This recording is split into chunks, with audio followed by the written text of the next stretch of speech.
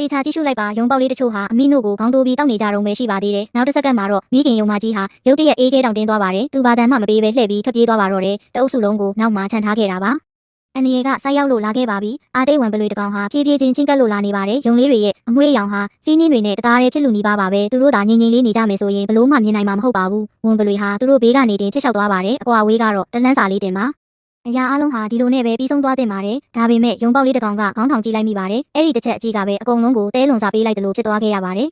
ဝန်ပလွေဟာပြစ်မှတ်ကိုချက်ချင်းအမိဖမ်းမိသွားပါတယ်သူဟာရုတ်တရက်အရှိန်မြင့်ပြီးတဲတဲမက်မက်ကိုပြေးဝင်ဆောင်ချလိုက်ပါတော့တယ်စီးနှင်းတွေဟာလေထဲကိုလွင့်စင်ထွက်သွားပါတယ်ရုံပေါက်လေးတွေဟာထွက်ပြေးဖို့အတွက်အရက်မျက်နှာအနှံ့ကိုအလန့်တကြားခွဲပြေးကြပါတယ်သူတို့တွေအစွမ်းကုန်ရှောင်ကွင်းပြီးအကွာဝေးတစ်ခုရအောင်ပြေးကြပေမဲ့သူတို့ရဲ့ကြံ့ခိုင်မှုကတော့အကြာကြီးမခံပါဘူးမကြခင်မှာပဲတချို့ကအဖမ်းခံရပြီးတချို့ကတော့ဖိညက်ချေကျုံမိသွားပါတယ်ရုံးကန်လှုပ်ရှားမှုဟာစက္ကန့်ပိုင်းပဲကြာမြင့်ခဲ့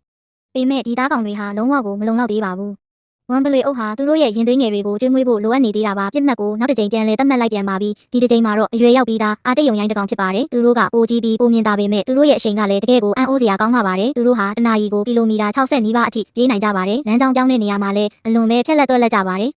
ဝန်ပလွေတကောင်နဲ့ဆိုရင်တော့ဘလို့မှအခွင့်အရေးမရှိပါဘူးဒါကြောင့်အမဲလိုက်ပွဲကိုအုပ်စုလိုက်စတင်လိုက်ပါပြီးဦးဆောင်တဲ့ဝန်ပလွေကအရှိကနေလိုက်လံအမဲလိုက်ပြီးကျန်တဲ့ဝန်ပလွေတွေကတော့အရှိန်အဟုန်နဲ့ဖြန့်ခွဲလိုက်ကြပါတယ်သူတို့ဟာဘေးနှစ်ဖက်ကနေပိတ်ဆို့ညက်ပူးညက်ပိတ်လောက်လာကြပါတယ်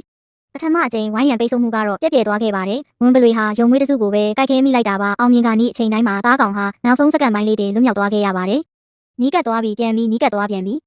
ဝန်ပလွေအုပ်ဟာအရှုံးမပေးပါဘူး။သူတို့ရဲ့နေရာတွေကိုပြန်လည်ပြင်ဆင်ပြီးထပ်မံဖြန့်ခွဲလိုက်ကြပါတယ်။ဒီတစ်ချိန်မှာတော့ပိမဝန်ပလွေလေးကောင်ဟာအတူတူလှုပ်ရှားလာကြပါတယ်။အရှိကနေဖိအားပေးပြီးဘေးနှစ်ဖက်ကနေပိတ်ဆို့ထားကြပါတယ်။သူတို့ဟာလှည့်ပတ်ပြေးဖို့နေရာလွတ်ကိုတဖြည်းဖြည်းချုံပစ်လိုက်ကြပါတယ်။လှည့်ထွက်ဖို့လုံးဝအခွင့်အရေးမပေးတော့ပါဘူး။စီးနှင်းတွေဟာသူတို့ခြေဘဝအောက်မှာပြပြဝတ်ကုန်ပါတယ်။အရှိန်ကတော့ပိုပြီးညံတစ်ထက်ညံလာသလိုအကွာဝေးကလည်းပိုပြီးနီးကပ်တစ်ထက်နီးကပ်လာပါပြီ။ဒီတစ်ချိန်မှာတော့ကန်တရားဟာအာတိတ်ယုံရိုင်းဘက်မှာမရှိတော့ပါဘူး